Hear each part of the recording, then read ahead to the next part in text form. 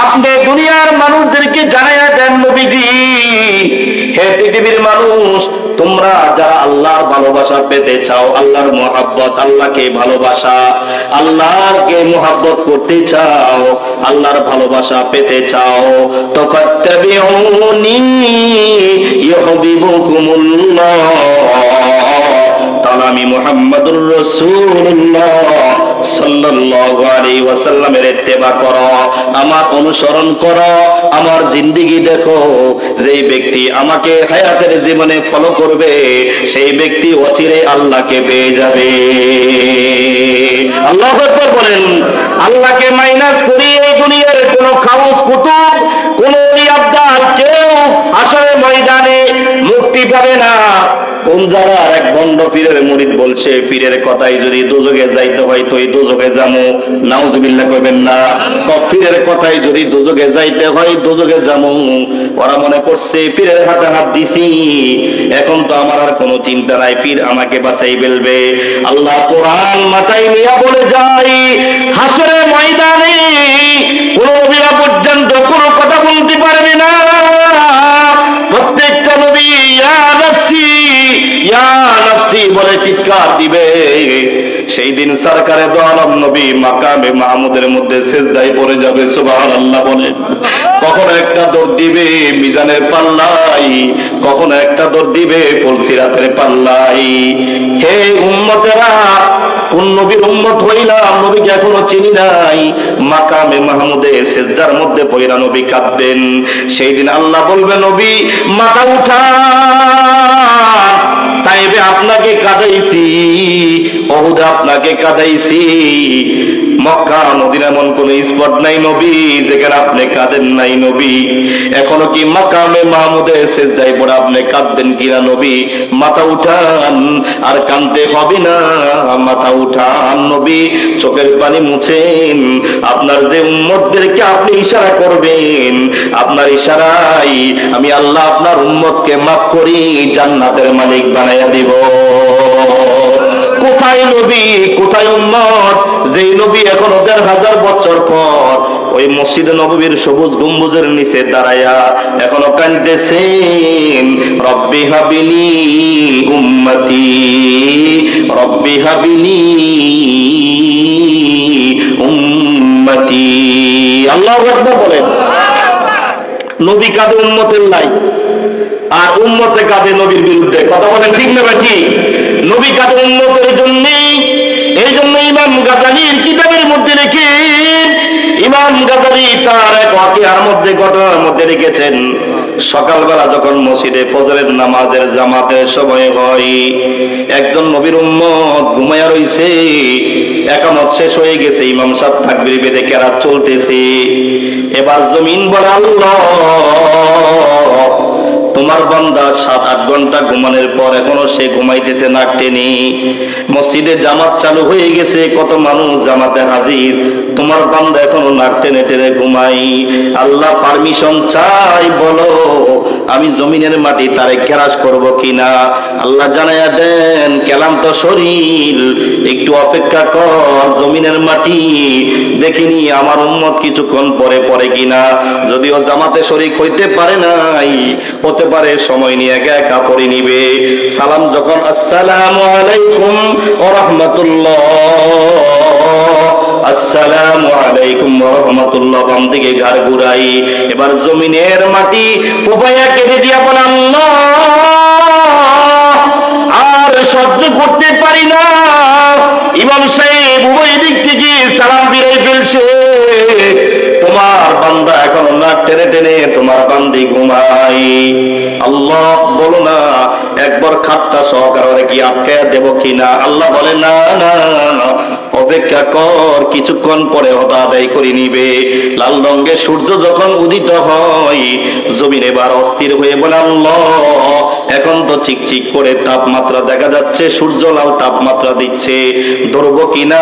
আল্লাহ জানায়া দেন, না না, জমিন এই জন্য তোমাকে পারমিশন দেই না।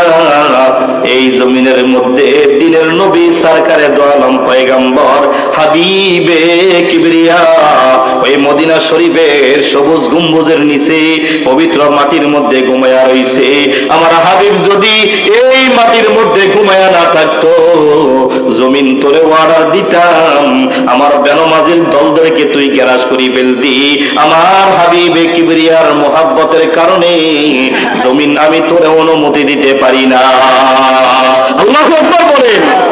নবীর মায়ায় পড়ে, নবীর মোহাব্বতে, নাহলে প্রত্যেকটা বেনমাজিকে। আরেকটা চিত্র উনি লিখছেন ইমাম গাজালি, 1 মিনিটে শেষ করে দিই। সকালবেলা কুকুর যখন গেউ গেউ করে, আমরা তখন শুনি কুকুর গেউ গেউ করে না। ইমাম গাজালি তার কিতাবের মধ্যে লেখেন, সকালবেলা কুকুর বলে আল্লাহ। আল্লাহ প্রশ্ন করেন, কুকুর তোরা আমি প্রাণীদের মধ্যে সবচাইতে নিকৃষ্ট প্রাণী বানাইলাম, তোর জন্য দামি কোনো খাবার মজুদ রাখি না, তুই ময়লা আবর্জনা খায়া দিন কাটাও, কেন আমাকে রব বলে ডাকলা? কুকুর জানাইয়া দেন, আমাকে কুকুর বানাইলেন, তাতে কোনো দুঃখ নাই, কোনো আপত্তিও নাই, এখানে কোনো আপত্তি তুলতেছি না। আপনাকে সকালবেলা রব বলে জন্য ডাকলাম, আজকে পুরা দিন যেন কোনো একটা বেনমাজির চেহারা আমি কুকুর যেন দেখতে না পাই। ওনার ঘটনার মধ্যে আর একটা চিত্র রাখেন, সিগাল সকালবেলা বলেন আল্লাহ জানাইয়া দেন, তুই না প্রাণীর মধ্যে নিকৃষ্ট প্রাণী সিগাল। সিগাল তো রাত অন্ধকারে মানুষের ঘরের মধ্যে সিং দেয়, কথা বলেন ঠিক না ব্যাটিক? মরঘাস চুরি করলে খাবার জুটে, অথবা সারা বেলায় তার উপবাস থাকতে হয়। সকালবেলা সিগাল বলে আল্লাহ, আল্লাহ জানাইয়া দেন, তোরে তো সিগাল বানাইলাম, খোলা লেট্রিনের নিচে রাত্রি যাপন করস, কেন ডাক দেস? সিগাল বলে, সিগাল বানাইলেন, কোনো দুঃখ নাই, কোনো ব্যথাও নাই, কোনো আপত্তি তুলতেছি না। আল্লাহ এই জন্য সকালবেলা ঘুম ভাঙ্গার পর আমাকে আলো দেখাইলেন, আপনাকে রব বলে ডাক দিলাম। আজকে সকাল থেকে নিয়ে সন্ধে পর্যন্ত কোন একজন বেনমাজির চেহারা যেন আমার নজরে না পড়ে। আল্লাহ আমাদেরকে হেফাজত করেন, আমিন বলেন। আমার ভাই সব নবী বলেন, ফাত্তাবিউনি ইউহিব্বুকুমুল্লাহ। যদি আল্লাহকে পেতে চাও, আমি মুহাম্মদুর রাসূলুল্লাহর দিকে ফলো করো। হে যুবক ভাইরা, ওই মেসির কাটিং এ চুল কাইটো না, মুহাম্মদুর রাসূলুল্লাহর জিন্দেগির দিকে তাকাও। আমার নবী কেমনে চুল কাটছেন বলেন তো? 63 বছর জীবনে দেখাইছেন কিনা? ওই মেসির কাটিং এ আমি চুল কাটলে কি হবে, না কাটলো বা কি হবে? আমি একদিন ইহুদির তরিকায় যদি খানা খাই, এতে খাইলে কি হবে, না খাইলো কি হবে? ফাত্তাবিউনি ইউহিব্বুকুমুল্লাহ। আমার ইত্তেবা করো, আমার অনুসরণ করো। আমাকে যদি মানো, আমাকে প্রত্যেকটা সেক্টরে যদি আমার অনুকরণ যদি করো, তাহলে কি হবে জানোনি? হাসরের ময়দানে আমি মুহাম্মদুর রাসূলুল্লাহ পাশাপাশি একসাথে জান্নাতের মধ্যে থাকবা। আল্লাহু আকবার বলেন। যুবক ভাইয়ারা, 61 জন গ্রুপের মধ্যে শামিল হয়েছ, ধন্যবাদ। আরো যদি দিতে হয় কোটিবার দেয়, চোখের পানি দিয়ে অবশ্যই দোয়া করে যাব। 100 বার চোখের পানি দিতে রাজি, 100 বার পাও ধরতে রাজি ফজরের নামাজ পড়ার জন্য। যদি বলো মনপুরি ভাই আমার পাওটা ফজর পর্যন্ত টিপায়া দেন, তাও দিতে রাজি আছি। নিজের ঘুম ভাঙ্গা তোমার পাওটা মেসেজ করতে রাজি আছি। তারপরও শোনো, সেলুনে গিয়া বলবে না অমুকের কাটিং এ আমার চুলটা কাইটা দাও। আমরা যে আমাদের চুলটা কোনো কারো কাটিং এ কাটি না, মদিনাওয়ালার রঙে যদি আমরা চুলটা কাটি, জানি অমুকের কাটিং এ কাটলো তো আমার ভাত আসবে না, আর মদিনাওয়ালার কাটিং এ চুল কাটলো তো আমার ভাত যাবে না। কারো যদি কাউকে ফলো করি, তাতে আমার পকেটে টাকা আসবে না, ফলো যদি না করি তাতে আমার ক্ষতি হবে না, কিন্তু মনে রাখবেন দুনিয়াতে মুসলমান হয়েছেন, আমার নবীরে মাইনাস করে কসম খোদা আল্লাহর কোরআনটা হাতে নিয়ে বইলা যায়, বিবাহের ক্ষেত্রে নবীকে মাইনাস করে যাবে না, ব্যবসায়ের ক্ষেত্রে নবীর তরিকা মাইনাস যাওয়া যাবে না, প্রত্যেকটা ক্ষেত্রে আমার নবীর তরিকা মাইনাস দেওয়া যাবে না। লেনদেনের ক্ষেত্রে আমার নবীর তরিকা আছে, বিবাহ শাদীর ক্ষেত্রে আছে, ব্যবসা বাণিজ্যের ক্ষেত্রে আমার নবীর তরিকা আছে, বিচারাদির মাধ্যমে নবীর তরিকা বলেন আছে না নাই? সব জীবনে চলার জন্য যারা আমার নবীকে ফাত্তাবিউনি ইউহিব্বুকুমুল্লাহ, আমার নবীর তরিকা ইত্তেবা যারা করছেন, আল্লাহ বলেন কুল আতিউল্লাহ ওয়া আতিউর রাসূল, যারা নবীর ইত্তেবা করে চলবে, আল্লাহর নবী বলেন তাদের হাতটা ধইরা আমি নবী তাদেরকে জান্নাতে পৌঁছায়া দিব। আল্লাহু আকবার বলেন। একটা দেখেন, তার মধ্যে আমাদের দেশের যে বিবাহ শাদী সব কিছু যার যার মতো করি তারা আঞ্জাম দিল, সব দিয়া বেলা ডুবার আগে ইমাম সাহেব হুজুর কই কাছি তো কায়ে নাঙ্গ বাসাত বিয়ে শাদীটা পড়াইয়া দেন। ইমাম সাহেব হুজুর গেছে, রাত 2টা থেকে নিয়ে এই বেলা ডুবা পর্যন্ত সবকিছু তারা করলো। এখন যাই বলে হুজুর বিয়ে শাদীটা একটু পড়াই দেন, কনা এটা তো যে কোনো একজনে পড়াই দিলেও চলবে, কনা হুজুর একটু সুন্নত তরিকা পড়াই দিয়ে, তাও বলি হুজুর একটু সুন্নত তরিকা পড়ায়। তারা মনে করে ইমাম সাহেব যে খুতবা দিবে আর দোয়া করে দিবে এতে মনে বিবাহ শাদী শুদ্ধ হয়ে গেছে, কিন্তু বিবাহের শুরু থেকে নিয়ে অর্ধ সময় পর্যন্ত পুরাটাই আল্লাহ ও নবীকে মাইনাস করলো। শেষ বেলা এসে আমাকে 500 টাকার নোট দিয়া বললাম আপনি সুন্নত তরিকা যদি পড়াইয়া দেন, হ্যাঁ হয়তো আমি সুন্নত তরিকা দ্বারা খুতবা একটু দিলাম, মুনাজাত কদ্দুর করে দিয়ে 1000 টাকার নোট একটা নিয়ে চলে গেলাম, এটা কি শুদ্ধ হয়ে গেল? বলেন বলে এটা কি শুদ্ধ হয়ে গেল? শুরু তো আপনি কোন আলেমকে জিজ্ঞেস করেন নাই এই বিবাহ শাদী সুন্নত তরিকা কি? আমার নবী তার কলিজা টুকরা মেয়েদেরকে বিবাহ দিয়েছেন, তিনি এতগুলি বিবিকে বিবাহ শাদী করছেন, কেমনে করেছেন বলুন তো? সেখানে নবীর অনুসরণ আছে কি নাই?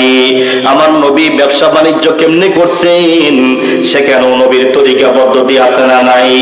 এমন কোন জায়গা নাই যেখানে নবীর পদ্ধতি নাই। তার মানে শুনেন কেমনে, আমার নবীর কাছে কোনো বাদী আসলে আমার নবীর সাথে সাথে এটাকে গোলাম আজাদ করে দিতেন। এখন যদি কোন আসামি আমাদের কাছে আসে 1 ঘন্টা রাখার দরকার, প্রয়োজনে জিদ দেখায় সারা রাত বাইদারা কথা বলেন, ঠিক না ঠিক? যায়েদ ইবনে হারেসার ঘটনা, যায়েদ ইবনে হারেসা গোলাম হয়ে নবীর কাছে আসছেন।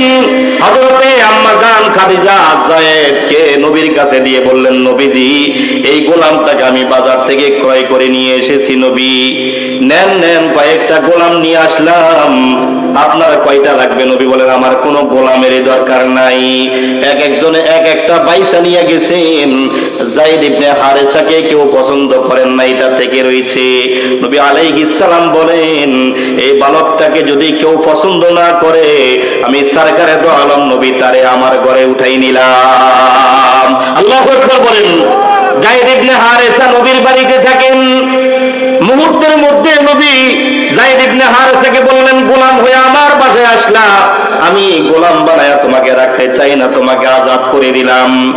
যায়েদ ইবনে হারেসাকে নবী আজাদ করলেন, নবীর বাড়িতে থাকেন, খানা খান, ঘুমান, আপনাদের কোনো অসুবিধা হয় কিনা?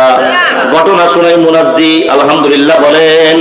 আমার ভাইয়েরা, এবার যায়েদ ইবনে হারেসা ডাকতেছেন। কিছুদিন পরে তার মা বাবা তারে খোঁজাখুঁজি করতেছে, কোথায় রে আমাদের যায়েদ, কোথায় গেল, কোথাও তার কোনো খোঁজ খবর মিলে না। অবশেষে জানতে পারলেন যায়েদ ইবনে হারেসা নবীর বাড়িতে তিনি থাকতেছেন, জীবন যাপন করতেছেন।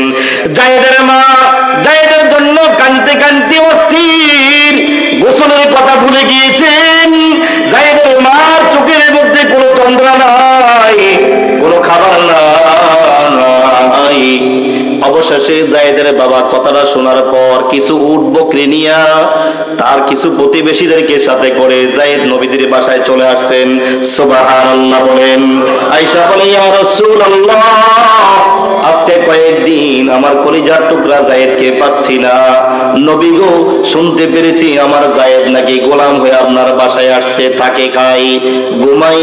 হে দিনের নবী, আমি কিছু উট আর বকরি নিয়ে আসলাম। নবী গো, মেহেরবানি করে আমার উট আর বকরি আপনি গ্রহণ করেন, বিনিময় আমার কলিজার টুকরা জায়েদ ইবনে হারেসাকে আপনি আজাদ করে দেন। জায়েদের শোকে তার মা গোসল পিনা বন্ধ, খানা পিনা বন্ধ। জায়েদের মা ঘুমাইতে পারে না, পাগলের বেশে রাস্তাঘাটে ঘুরে। নবী বিনিময় উট বকরি গুনি নেন, আমার কলিজার টুকরা জায়েদটাকে আজাদ করে দেন। সরকারে তো আলম নবী জায়েদের বাবাকে বলেন, হে জায়েদের বাবা, বকরি আর উট লাগবে না। আপনার ছেলে জায়েদ যেই দিন আমার বাসায় সে গোলাম হয়ে বাদী হয়ে আসছে, গোলাম হয়ে আসছে, ওই মুহূর্তে আমি নবী বিলম্ব না করে জায়েদ ইবনে হারেসাকে আমি সাথে সাথে আজাদ করে দিলাম। যা যা জায়েদের বাবা, আপনি উট বকরি নিয়ে যান, আর জায়েদ যাও, বাবার সাথে যাও। তোমার মায়ের ঘুম নাই, গোসল নাই, তোমার মার বহুত কষ্ট হয়, মায়ের সাথে দেখা করি, মার সাথে কয়েকদিন থাইকা প্রয়োজনে আমার নিকট আবার আইসো। জায়েদ ইবনে হারেসাকে যখন ডাক দিলেন, কিতাবের মধ্যে নাকি ভিতর থেকে জায়েদ ইবনে হারেসা সামনে আইসা নবীদের সামনে দাঁড়ায়া দেখেন তার বাবাও পাশে দাঁড়ায়া চোখের পানি পালাইয়া কান্দে। ওই মুহূর্তে নবী বলেন, জায়েদ রে, এটা তো তোর বাবা লাগে, দেখো না চেহারাটা শুকাই গেছে, তোমার মায়ায় পড়ে। দেখেন না, একটা সন্তান বিপদে পড়লে পৃথিবীতে কারো কষ্ট না লাগলে গর্ভধারণী মা আর বাবার কষ্ট লাগে, ঠিক না ঠিক? এই জন্য তো হাদিসের মধ্যে আসছে, রিজাল রাব্বি ফি রিজাল ওয়ালিদাইন, যার উপরে বাবা মা খুশি তার উপরে আল্লাহ ও নবী খুশি। যেই সন্তানের উপরে মা আর বাপ যদি নারাজ থাকে, কসম খোদা এই সন্তানের জন্য জান্নাত হারাম, ঠিক না ঠিক? নবী বলেন, জায়েদ বাবার সাথে যাও, মায়ের সাথে দেখা করে আসো। জায়েদ বললেন, ইয়া রাসূলুল্লাহ, আমি এখন আমার বাবার সাথে যাব না, আমার বাবার ঘরটা দামি ঘর না নবী, যদিও আমার জন্মদাতা বাপ, বাবার কোলে আমি বড় হয়েছি নবী, আমি অস্বীকার করি না।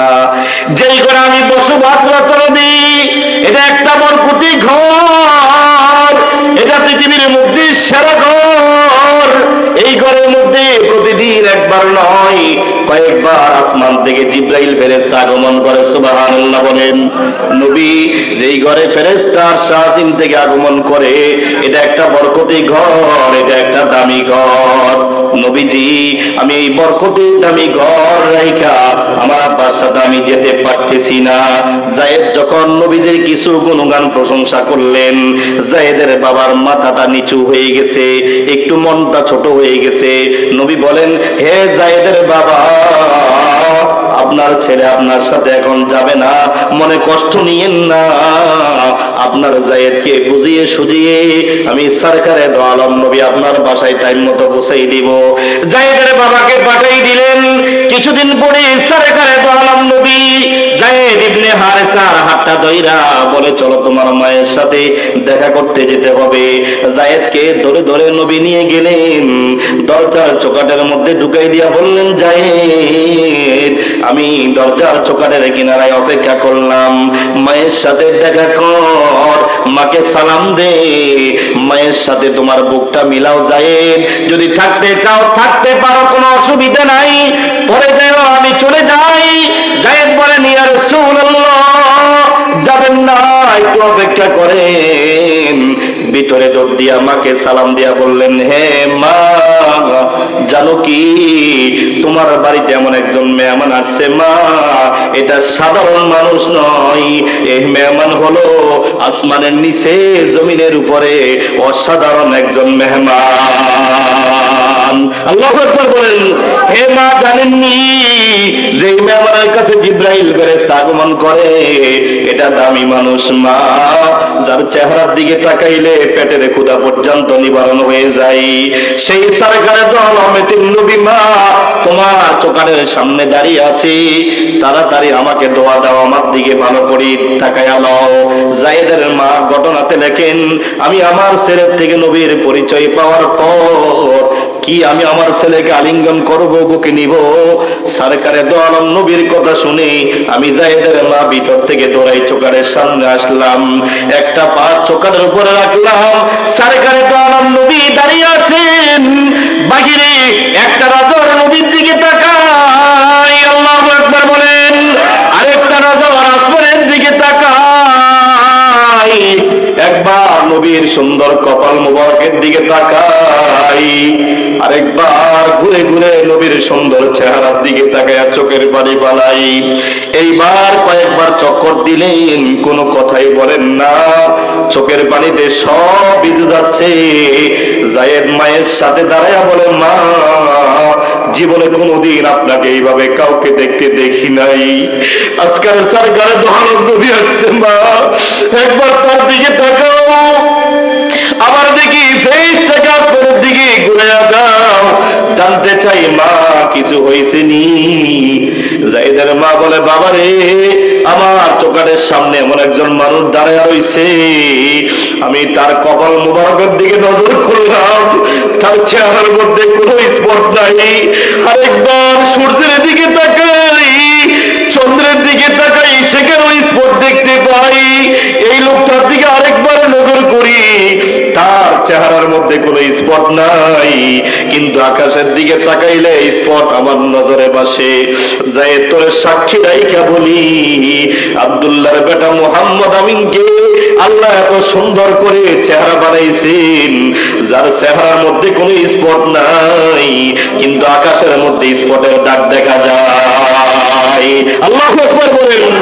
সেই নবীকে যুবকেরা চিনতে পারি নাই, উম্মতের গুনাহ হালকা হওয়ার কারণে, ভারী হওয়ার কারণে হাদিসে পাকের মধ্যে আছে ফেরেশতারা শিকল লাগায়া উম্মত গুলাকে টাইনা জাহান্নামে নিয়ে যাচ্ছে। প্রতিমধ্যে নবীর সাথে দেখা, নবী উম্মতের এই বিকরণ অবস্থা দেখে বলে, এ জিব্রাইল, এই ফেরেশতা, এ মালাইকা ফেরেশতা, এরা কারা যাদের হাতের মধ্যে শিকল, পায়ের মধ্যে বেরি লাগানো, চেহারা বুৎসিত অবস্থায় এদেরকে ধাক্কা দিয়ে নিয়ে যাচ্ছ? ফেরেশতা বলে, নবী আপনি চিনেন না? নবী বলে, না না, নবী আপনার শেষ জমানা ওই উম্মত, যে উম্মত ফজর আযান শোনার পরও তার মধ্যে একটু তার দিলটা ঘামে নাই, তার দিলটা একটু নড়চড় দেয় নাই, মসজিদ তারে তালাশ করছে, মসজিদের সামনে দিয়ে গেছে, কিন্তু নবী ফজরের জামাতে শরীক হতে পারে নাই। এটা কোন উম্মত? ওই মহিলা, যেই মহিলা স্বামীর সব বক্ষণ করছে, মাগার আল্লাহকে সিজদা দিতে পারে নাই, নবী আপনার তরিকা মানতে পারে নাই, সে উম্মত। নবী বলে, কি কারণে আজকে দোজখী হয়ে গেল? আমলনামা ওজন দিলাম, ওর গুনার পাল্লা ভারী হয়ে গেছে, নাউযুবিল্লাহ বলেন। সরকারে তো আলম নবী বলে, হে ফেরেশতা, মনে কিছু নিও না, আমার আদরের উম্মত তার নেক আমল আর বদ আমল আরেকবার আমার সামনে ওজন দাও। সুবহানাল্লাহ বলেন, আরো জোরে বলেন সুবহানাল্লাহ। ওই বিপদের মুহূর্তেও আপনার আমার নবী ফেরেশতারে বইলা নেক আমল আর বদ আমল পাল্লার মধ্যে যখন ওজন দিবে, ওর জীবনে জিকির নাই, নামাজ নাই, তেলাওয়াত নাই, রোজা নাই, হজ নাই, উমরা নাই, ওর জীবনে যাকাত নাই, ফিতরা নাই, দান সদকা নাই, বলতে কিছু নাই, খায় আর ঘুমায়, হাগে মুতে, পশুও খায় সেও খায়, পশুও পায়খানা করে সেও করে, পশুকেও ঘুমায় সেও ঘুমায়, পশুর মধ্যে হালাল হারাম নাই, পশুর মধ্যে নবীর তরিকা নাই, তার মধ্যেও নাই। যখন ওজন দিবে, গুনার পাল্লা ভারীর দিকে, নেকের পাল্লা হালকা, অন্য কিতাবের মধ্যে আসছে সরকারে তো আলম মায়ার নবীজি পকেট থেকে একখানা কাগজের টুকরা বের করি ওই হালকা পাল্লার মধ্যে দিয়ে দিবে, সাথে সাথে কোন কোন উম্মতের নেকের পাল্লা কাগজের কারণে ভারী হয়ে যাবে। আল্লাহু আকবার বলেন। দেখেন না দুনিয়াতে মুরগির বাচ্চারা ছেলে নিলে কেমন করে, দেখছিলেন আমরা এই তামসাটা? মা বোনেরা তো বেশি দেখছেন। একটা মুরগি তার বাচ্চার প্রতি কি মায়া, কি দরদ। কোন বৃষ্টি, কোন শকুন, কোন সিল যদি আক্রমণ করে, একটা মুরগি চেষ্টা করে তার পুরা বেষ্টনে দিয়ে তার বাচ্চাগুলাকে বাঁচায় রাখতে। কথা বলেন ঠিক না ঠিক? আর আমার রব আপনাকে, রব বলেন হাল আতা আলাল ইনসান হিনুম মিনাদ দাহরি লাম ইয়াকুন শাইআম মাযকুরা। পৃথিবীতে আমার সময় অতিবাহিত হয় নাই, তুমি উল্লেখযোগ্য বস্তু বলতে কিছুই ছিল না। আপনারা বলেন, আপনার আমার কোনো নাম নিশানা ছিল এই পৃথিবীতে? কথা বলার কোনো যোগ্যতাই ছিল না। যেই দিন আপনি আমি জন্ম নিছি, সেই দিন আপনার মা আমার মায়ের কেজি কেজি রক্তের খুন ঝরছে, মা ক্লান্ত হয়ে গেছে, মার কোনো খবর নাই। আপনি আমি মায়ের রক্ত ঝরায়া দুনিয়াতে আসলাম, একটা চিহ্ন ছিল রক্ত মাখা অবস্থায় আসলাম। এর মধ্যে ধনী আছে, গরিব আছে, শিক্ষিত অশিক্ষিত, রাজা প্রজা সবাই মিলে রক্তের চিহ্ন নিয়ে আসলাম। আরেকটা হলো কান্নার আওয়াজ দিয়ে আসলাম। কথা বলেন ঠিক না ঠিক? সন্ধ্যা 7টায় সন্তান জন্ম নিল, মায়ের রক্তের খুন ঝরার কারণে মার কোনো হুঁশ নাই, মার এক বেড়ের মধ্যে ঘুমাইছে। মায়ের শরীরের ওয়েট অনেক ওজন, হাতের ডানাগুলি অনেক মোটা। দুধের বাচ্চা শিশুকে নাচেরা ধাত্তিরা মুইসা মায়ের দুধের গোটা বাচ্চার মুখের মধ্যে লাগাইয়া দিছে। মা বলতে পারে না, বাচ্চা দুধ খায়। রাত 10টা মা অক্লান্ত শরীর নিয়ে ঘুমাইতেছেন। হঠাৎ করে রাত 2টার দিকে জিরু বাচ্চার বুকের উপরে মায়ের ওজনী হাতের ডানা চাপা পড়ে গেছে। এমন ওজনী হাত, বাচ্চা বলতে পারে না, মা হাতটা সরাও না, আমার না জীবনটা বের হয়ে যাচ্ছে। বাচ্চা কান্দে, মার কোনো খবর নাই। আল্লাহ জানাইয়া দেন, দেখো না কত মোহাব্বত করেছি।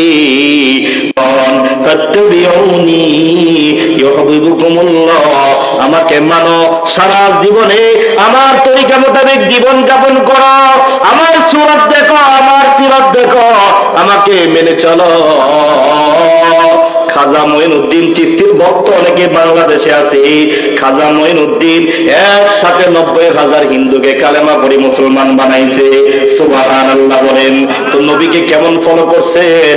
মেসিকে ফলো করে নাই, ইসরায়েলকে ফলো করে নাই, ওই খেলার কোন দেশের গেঞ্জি জানি যুবকেরা লাগাই, ওদেরকে ফলো করে নাই, ওদের গেঞ্জি গায়ে নাই নাই নাই নাই। আমার নবীর তরিকা। তারা একবার চট্টগ্রাম কলেজে গেছি, সুইট কলেজ ছুটি হয়ে গেছে, দেখলাম সবার মাথায় পাগড়ি, গায়ে জুব্বা। আমি ড্রাইভারকে বললাম, ভাইজান এটা কোন মাদ্রাসা? হুজুর এটা সুইট কলেজ, এটা বড় কলেজ, নামি দামি। আমি বললাম, এরা কারা? এরা সব কলেজ ভার্সিটির ছাত্র। তা আমি বললাম, এই অবস্থা কেন? দাওয়াতে তাবলীগ, পীর মাশায়েখদের মেহনতে প্রত্যেকের মুখে দাড়ি।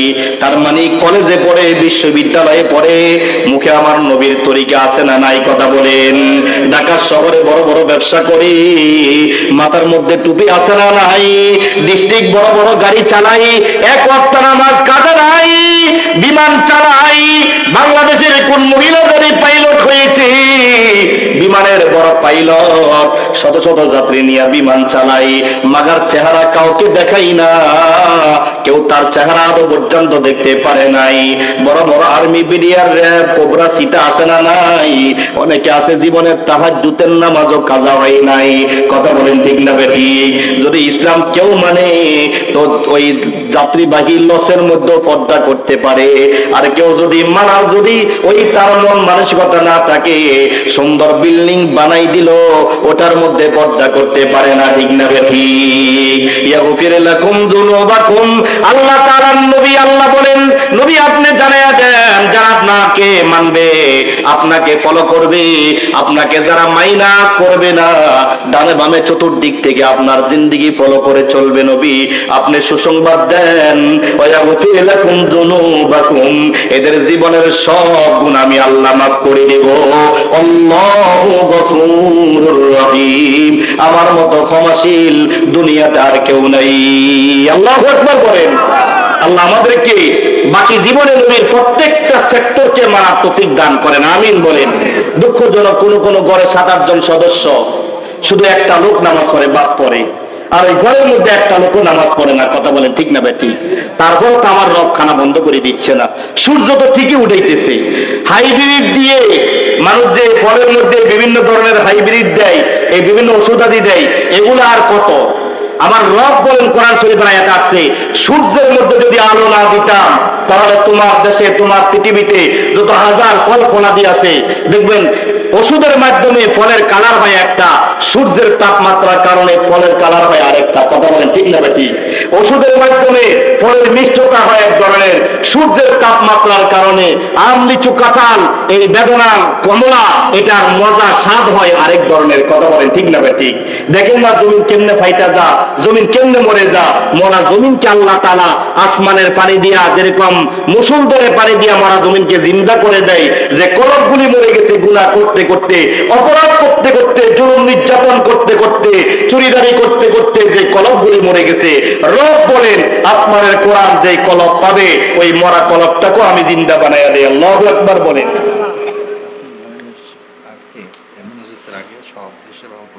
জি ঠিক আছে ইনশাআল্লাহ। জি, আমার 10:30টার মধ্যে শেষ করার কথা। আপনাদের এই বসার কাইফিয়তটা দেখে ভালো লেগেছে। আপনারা শোনার মতো ইমেজ দিয়ে বসছেন, তারপরও মোটামুটি 2 ঘন্টার কাছাকাছি হয়ে গেল। আমি আজকের জন্য আর না বাড়ি, যেহেতু 11টার মধ্যে শেষ করে দিলে ভালো হয়। প্রধান অতিথি আছেন, সভাপতি সাহেবও আছেন, আগামীকালকে ওয়াজ মাহফিল। আপনারা কি চান যে এই মাহফিলটা প্রতি বছর চলুক? চান তো সবাই ইনশাআল্লাহ? কারা কারা চান? নারে তাকবীর, নারে তাকবীর। আজকে বলেন এই মাহফিলটা হওয়ার কারণে তো আলেম ওলামাদেরকে আপনারা পেয়েছেন। কথা বলেন ঠিক না ঠিক? আল মারউ মা মান আহাব্বা, নবী বলেন যে এই ব্যক্তি দুনিয়াতে যাকে ভালোবাসে মরণের পরে হাসর নাসর তার সাথেই হবে। ঠিক না ঠিক? আবু জাহেলকে যারা ভালোবাসছে ওদের হাসর নাসর আবু জাহেলের সাথেই হবে। সিদ্দিক আকবরকে যারা ভালোবাসছে তার হাসর নাসর কার সাথে হবে? সিদ্দিক আকবরের সাথে। আবু জাহেল হাজিরা যারা গেছেন, আবু জাহেলের বাড়ির নাকের ডগাই হলো নবীর বাড়ি। তা আমি যখন এবার প্রথম সাই শেষ করি, একজনকে বললাম তাহলে আবু জাহেলের বাড়িতে একটু নিয়ে যান। হাগামুতার ব্যাগ ছিল না। আমার লগের ইমাম সাহেব কয়েকজনকে, হুজুর হাগামুতার ব্যাগ নাই, তারপরে যেহেতু আইসি আবার কবে আই একটু হাগামুতা যাই, ওই যেহেতু সারা জীবন আমার নবীরে কষ্ট দিছে, তো গেছে একজনকে কোথায় কোথায় পায়খানা করছি, মানে কোত দিয়া। তার মানে আবু জাহেলকে যে এত বড় ধিক্কার জানাই যে তুই কত বড় নিকৃষ্ট, তো দেখলাম সবাই পোশাক পায়খানা করে সেখানেই। এরপরে বের হয়ে একটু দেখলাম নবীজির বাড়ি, দেখলাম হাজার হাজার মানুষ, সেই বিল্ডিংটা এখনো পড়ে আছে, বাড়িটা সবাই দেখতেছে আর চোখের পানি ফেলতেছে। নিজেও কাঁদলাম যে একজন মানুষকে মানুষ কতটুকু ভালোবাসে আমরা দেখি নাই। 1500 বছর পরেও যে নবীর বাড়িটার দিকে নজর করলে মানুষের চোখের পানিতে মানুষ নিজেকে সামলাই রাখতে পারে না, যে আবুল তাকে 1500 বা আবু জাহেলকে 1500 বছর পরে মানুষ ধিক্কার জানায়, হাজার কোটিবার ধিক্কার জানায়, কিয়ামত পর্যন্ত ধিক্কার জানাবে সরকারে দো আলম নবীকে। কিয়ামত পর্যন্ত একদল মানুষ এই পৃথিবীতে সম্মান করবে। কথা বলেন ঠিক না ঠিক? এই জন্য আসুন, আপনি যদি নবীর তরিকা মোতাবেক যদি জীবন যাপন করেন, ঘরটাকে যদি পরিচালনা করেন, নিজের বিবিকেও যদি পর্দার মধ্যে রাখেন, নিজের সন্তানগুলোকে নবীর আদর্শ যদি আদর্শবান বানান, তা আপনিও দুনিয়াতে দামি হন বা না হন, পরকালীন জীবনে নবীর বন্ধু হবেন। কথা বলেন ঠিক না ঠিক? আল্লাহ পাক আমাদের ঘরওয়ালি মা বোনদেরকে, আমাদের ছেলে সন্তানদেরকে জান্নাতে যাওয়ার কারণ বানায় দেন, আমিন বলেন। সর্বশেষ একটি মেসেজ, একজন জাহান্নামী মহিলা 7 জন পুরুষকে জাহান্নামে নিবে। প্রথমে তার বাবাকে নিবে, 2 নম্বরে তার বড় ভাইকে নিবে, 3 নম্বরে তার স্বামীকে নিবে, 4র্থ নম্বরে একজন জাহান্নামী মহিলা তার বড় ছেলেকে নিবে।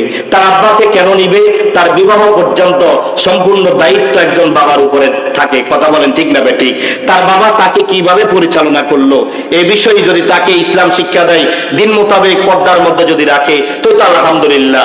সেই জন্য যদি পর্দার বাহিরে যদি রাখে, তাহলে সে তার বাবাকে দায়ী করবে। বাপ মারা যাওয়ার পর ওই ঘরের কর্তা থাকে অনেক সময় পরিবারের বড় ছেলে, কথা বলেন ঠিক না ঠিক?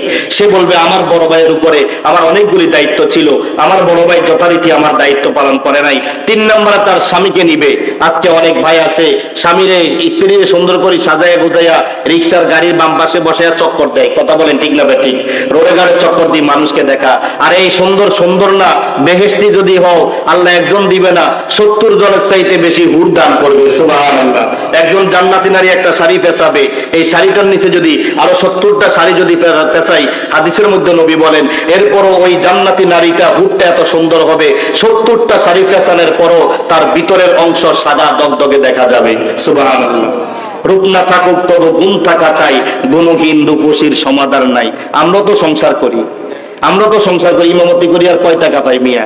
আমি ইমামতির টাকা, কারো সিগারেটের টাকা হয়, কারো মোবাইল বিল ফেসবুকের টাকা আরো বেশি হয়, কথা বলে ঠিক না ঠিক? কিন্তু ঘরে দিনদার স্ত্রী থাকার কারণে, পর্দানিশীল স্ত্রী থাকার কারণে, চোখের পানি মোনাজাতে ফালানোর কারণে, ঘরে তাহাজ্জুদের নামাজ পড়ার বিবি থাকার কারণে, সুন্নত মারার বিবি থাকার কারণে, স্বামী যা এনে দেয় সন্তুষ্টি প্রকাশ কারণে, আল্লাহর কসম খেয়ে বলি, যদিও অল্প টাকায় ডাল ভাত খেয়ে খাইতেছি, আল্লাহর কসম ভিতরে যাররা পরিমাণ কোনো টেনশন নাই। আল্লাহু আকবার বলেন। আমরা নকল এক জান্নাতের মধ্যে বাস করতেছি। বিল্ডিং বানানোর টার্গেটও নাই, জীবনে বানাইতেও পারুন নাই টাকা দিয়া। এই 8-10 হাজার টাকা দিয়ে কি এর বিল্ডিং? আবার পানি গরম হয় না, গ্যাসে কিনুন জান, আবার বিল্ডিং কোথায়? তারপর আল্লাহ চালাই নিতেছেন। ওই নজর যদিও জমিনে চলি, নজর হলো আখিরাতে। রব যদি কোনোদিন মাফ করে দেন, হয়তো সেই দিন ভোগ করবো জান্নাতে, কথা বলেন ঠিক না ঠিক? আপনার ঘরটাও যদি এরকম নবীর তরিকায় যদি রঙিন যদি হয়ে যায়, আপনার মেয়ের মধ্যে যদি পর্দা, ছেলের মধ্যে যদি নবীর তরিকা, ফজরের সময় যদি আপনি বাপ যদি মেয়েকে যদি জাগাই দেন, পুত্রবধূকে যদি জাগাই দেন, উপযুক্ত ছেলেটাকে যদি জাগাই দিয়া বলেন বেটা চল ফজরের নামাজের সময় হয়েছে, আপনি বুড়ো হয়েছেন যে কি হয়েছে, তাই বলে কি আপনি হারাই গেছেন কিনা? না। আপনি যদি মনে করেন সে এখন আমার কামাই করি খাওয়া, তাহলে বিচার করেন আপনি নিজেই। এত বছর পর্যন্ত আপনি খাওয়াইলেন, এখন আপনি বৃদ্ধ ছেলে, আপনাকে খাওয়াইবে না তো খাওয়াইবে কাকে, কথা বলেন ঠিক না বেটি? আবার আমরা অনেকে আছি বাবা মাকে নিয়ে বাগবাটোয়ারা করি, না করা যাবে না। সারা জীবন আমার বাবা মাকে গোসল করাইছে, সারা জীবন আমার মুখে খাবার তুলে দিছে, সে কম দামি জুতা পরছে, আমাকে দামি জুতাটা পরাইছে, আমার বাবা কম দামি শার্ট পরছে, দামি স্কুলের ড্রেসটা আমাকে বানাই দিছে। আজকে আমার বাবা বয় বৃদ্ধ হয়ে গেছে, অবশ্যই আমার বাবার খেদমত আমিই করব, কথা বলেন ঠিক না বেটি? আমি যদি করি আমি পাবো, আমি যদি না করি তাহলে বঞ্চিত আমিই হব। এই জন্য আমরা যারা যুবক আছি, আমাদের বাবা মা আছে, চেষ্টা করবো বাকি জীবনে বাবা মাকে খুশি রেখে, বাইতুল্লাহর যদি ইমামও যদি হয় আর বাইতুল মামুরের যদি ইমামও যদি হয়, বাপ মার খেদমত যদি মাইনাস করে, আর ওই আসমানের উপরে যে বাইতুল মামুর ওই মসজিদের ইমামও যদি হয়, তারপরও বাবা মাকে মাইনাস করি, পৃথিবীর কোন সন্তান কসম খোদা জান্নাতে ঢুকতে পারবে না, কথা বলেন ঠিক না বেটি? জান্নাতে ঢুকতে হলে নবী ও বাবা মার সন্তুষ্টি লাগবে লাগবে লাগবে। আল্লাহ তাআলা আমাদের যুবক ভাইদেরকে মা বাবার বাকি জীবনে প্রাণ ভরে মন ভরে খেদমত করার তৌফিক দান করেন, আমিন বলেন। আর মায়েরা যারা আছেন, আপনারাও ঘরের মধ্যে নামাজের প্রচলন করুন, ঘরের মধ্যে তিলাওয়াত করুন, ঘরের মধ্যে সূরা ইয়াসিনের আমল জারি করে দেন। মাগরিবের পরে সূরা ওয়াকিয়া তেলাওয়াত শুরু করেন, এশার পরে সূরা মুলুক পড়েন, ফজরের পরে সূরা ইয়াসিন পড়েন, মেয়েকে তেলাওয়াতের মধ্যে লাগিয়ে দেন। পুত্রবধূকে বলেন, অনেক শ্বশুর পুত্রবধূকে লজ্জা নামাজের কথা বলে না, যার কারণে বছরকে বছর তার ঘরের মধ্যে তার ছেলে আর মেয়ে বেলা 10টা পর্যন্ত নাক টান্দি টান্দি গুঞ্জা, কথা বলেন ঠিক না বেটি? আমি শ্বশুর কেমনে নামাজের কথা কম? আর মেয়ে শ্বশুর তো আমরা যদি হই, আমি এখনো বাড়িতে গেলে আমাদের ঘরের মধ্যে যত রুম আছে, ভাই বোন যা আছে বাড়ি বটাইবো, নামাজের জন্য কারোর সাথে